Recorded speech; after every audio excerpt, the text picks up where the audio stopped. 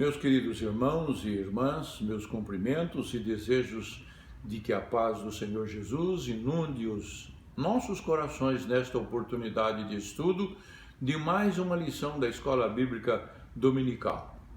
O título da lição de hoje é Considerações relevantes sobre visitação a enfermos. Foi escrita pelo pastor e missionário Nélio Lazarotto, ex-membro da Primeira Igreja Batista Independente de Curitiba e atualmente exercendo o seu ministério em Portugal. O texto áudio está calcado no livro de Salmos, capítulo 41, verso 3, que diz assim: O Senhor o susterá em seu leito de enfermidade e da doença o restaurará. Porém, o desenvolvimento da lição está praticamente nos ensinamentos de Jesus no Novo Testamento. Por exemplo, no Evangelho de Mateus, capítulo 25, versos 35 a 40, encontramos estas palavras de Jesus: Pois eu tive fome e vocês me deram de comer, tive sede e vocês me deram de beber, fui estrangeiro e vocês me acolheram, necessitei de roupas e vocês me vestiram, estive enfermo e vocês cuidaram de mim, estive preso e vocês me visitaram. Então os justos lhe responderão: Senhor, quando te vimos com fome e te demos de comer, ou com sede e te demos de beber? Quando te vimos como estrangeiro e te acolhemos, ou necessitado de roupas e te vestimos? Quando te vimos enfermo ou preso e fomos te visitar? O rei responderá: Digo-lhes a verdade, o que vocês fizeram a algum dos meus menores irmãos, a mim o fizeram. E agora vamos ler em Lucas capítulo 9, verso 2. E os enviou a pregar o reino de Deus e a curar os enfermos. Também no mesmo evangelho de Lucas capítulo 14, versos de 1 a 4, encontramos: Certo sábado, entrando Jesus para comer na casa de um fariseu importante, observaram-no atentamente. À frente dele estava um homem doente, com o corpo inchado.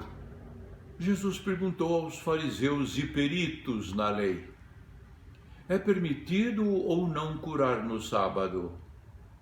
Mas eles ficaram em silêncio. Assim, tomando o homem pela mão, Jesus o curou e o mandou embora.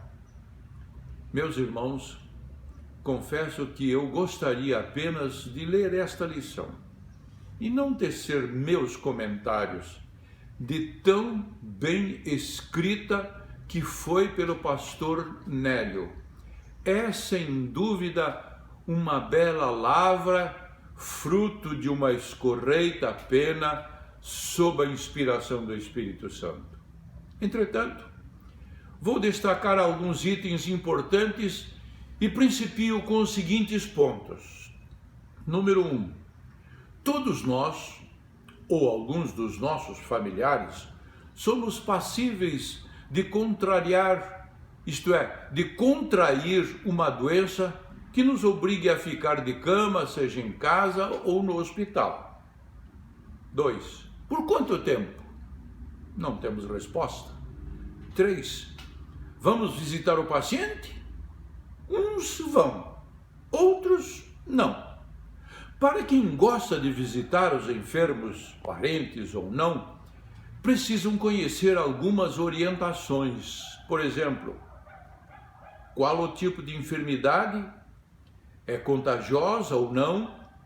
Onde está o paciente? No quarto? Na enfermaria? Na UTI?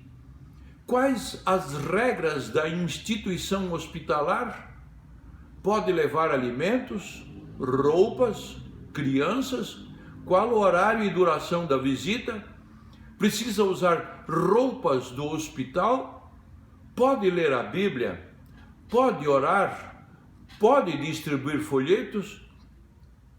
Uma observação muito importante: cuidados com a higiene ao entrar e sair do hospital. Não sente nem coloque objetos sobre a cama do paciente. Não use o banheiro reservado para o paciente. Enfim, há protocolos distintos para cada situação. Onde o paciente está internado? Se é enfermaria, quarto ou UTI. Se é criança, então deve estar na enfermaria de pediatria. Se a doença é grave ou não, enfim, há uma orientação para cada situação. Por isso, importa tomar conhecimento antecipadamente à visitação. 4. Quais os efeitos da visitação ao enfermo? O paciente está internado há pouco tempo ou há muito tempo? Imaginem o estado de angústia e estresse do paciente. Ele quer ser curado o mais breve possível e receber alta médica. Ele está com saudade dos familiares. Ele tem negócios para administrar. O tempo de visitação é curto, então o paciente passa o maior tempo sem a presença dos familiares, amigos e até mesmo dos irmãos da igreja. Quem está internado ao seu lado? Qual o diagnóstico desse companheiro de quarto ou enfermaria? Estamos tratando de pacientes não portadores de doenças infecto-contagiosas. Entretanto, estamos passando por uma fase de pandemia.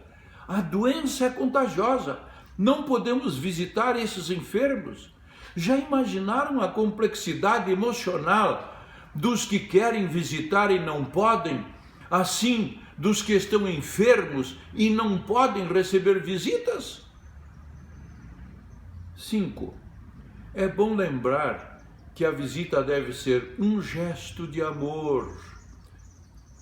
Há enfermos nas mais variadas condições e níveis de gravidade, mas todos têm uma característica em comum: a carência. Carência gerada pela percepção dos seus limites, somados à ansiedade em retornar à vida regular.